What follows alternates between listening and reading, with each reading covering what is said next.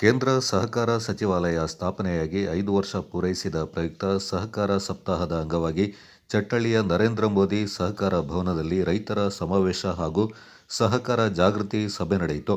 ಕರ್ನಾಟಕ ರಾಜ್ಯ ಸಹಕಾರ ಮಹಾ ಮಂಡಳಿ ಬೆಂಗಳೂರು, ಕೊಡಗು ಜಿಲ್ಲಾ ಸಹಕಾರ ಯೂನಿಯನ್ ಮಡಿಕೇರಿ, ಸಹಕಾರ ಇಲಾಖೆ ಕೊಡಗು ಜಿಲ್ಲೆ ಹಾಗೂ ಚಟ್ಟಳ್ಳಿ ಪ್ರಾಥಮಿಕ ಕೃಷಿ ಪತ್ತಿನ ಸಹಕಾರ ಸಂಘದ ಸಂಯುಕ್ತಾಶ್ರಯದಲ್ಲಿ ಕಾರ್ಯಕ್ರಮವನ್ನು ಆಯೋಜನೆ ಮಾಡಲಾಗಿತ್ತು. ಕೊಡಗು ಜಿಲ್ಲಾ ಸಹಕಾರ ಯೂನಿಯನ್ ಅಧ್ಯಕ್ಷ ಪಳೆಯಂಡ ರಾಬಿನ್ ದೇವಯ್ಯ ಕಾರ್ಯಕ್ರಮ ಉದ್ಘಾಟಿಸಿ ಮಾತನಾಡಿ, ದೇಶದ ರೈತರ ಹಿತಾಸಕ್ತಿಯನ್ನು ಗಮನದಲ್ಲಿಟ್ಟುಕೊಂಡು ಕೇಂದ್ರ ಸರ್ಕಾರ ಸಹಕಾರ ಸಚಿವಾಲಯವನ್ನು ಸ್ಥಾಪನೆ ಮಾಡಿದ್ದು 5 ವರ್ಷಗಳ ಅವಧಿಯಲ್ಲಿ ಸಹಕಾರ ಕ್ಷೇತ್ರದ ಅಭಿವೃದ್ಧಿಗೆ ಮಹತ್ವದ ಹೆಜ್ಜೆಗಳನ್ನು ಇಟ್ಟಿದೆ ಎಂದರು.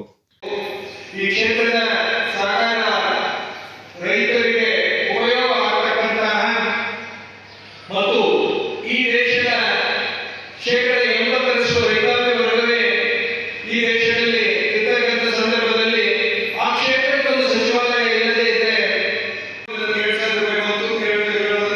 ಯಾವ ಹೇಳ್ಕೊಳ್ಳೋದಿಲ್ಲ. ಸೊ ಇದು ನಮಗೆ ನಮ್ಮದೇ ಬ್ಯಾಂಕ್ ಖಾತೆಗೆ ಡಿಬಿಟಿ ಮುಖಾಂತರ ಬರ್ತಕ್ಕಂಥದ್ದು ಎಲ್ಲೂ ಕೂಡ ಸೋರಿಕೆ ರೀತಿಯಲ್ಲಿ ಈ ನಮ್ಮ 2,000 ರೂಪಾಯಿ ರೈತರ ಖಾತೆಗೆ ತಲುಪುವಂಥದ್ದು ಆಗ್ತಾ ಇದೆ.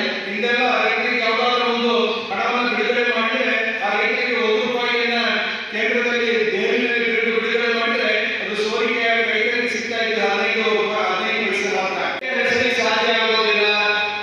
ಸಹಕಾರಿ ಕ್ಷೇತ್ರದಲ್ಲಿ ರೈತರು ಕೊಡ್ತಾ ಇರ್ತಕ್ಕಂಥ ಭಾವನೆಯನ್ನ ಸರಿ ಮಾಡಲಿಕ್ಕೆ ಸಾಧ್ಯ ಆಗೋದಿಲ್ಲ ಹೇಳ್ತಕ್ಕಂಥದ್ದನ್ನ ಮನಗಂಡ ಕೇಂದ್ರ ಸರ್ಕಾರ 5 ವರ್ಷದ ಹಿಂದೆ ಒಂದು ಸಚಿವಾಲಯವನ್ನ ಚಟ್ಟಳ್ಳಿ ಪ್ರಾಥಮಿಕ ಕೃಷಿ ಪತ್ತಿನ ಸಹಕಾರ ಸಂಘದ ಅಧ್ಯಕ್ಷ ಬಲ್ಲಾರಂಡ ಮಣಿಯುತ್ತಪ್ಪ ಮಾತನಾಡಿ, ಚಟ್ಟಳ್ಳಿ ಸಹಕಾರ ಸಂಘದ ಪ್ರತಿಯೊಂದು ಬೆಳವಣಿಗೆಯಲ್ಲೂ ಸದಸ್ಯರು ಮತ್ತು ರೈತರ ಶ್ರಮ ಅಡಕವಾಗಿದೆ ಎಂದರು.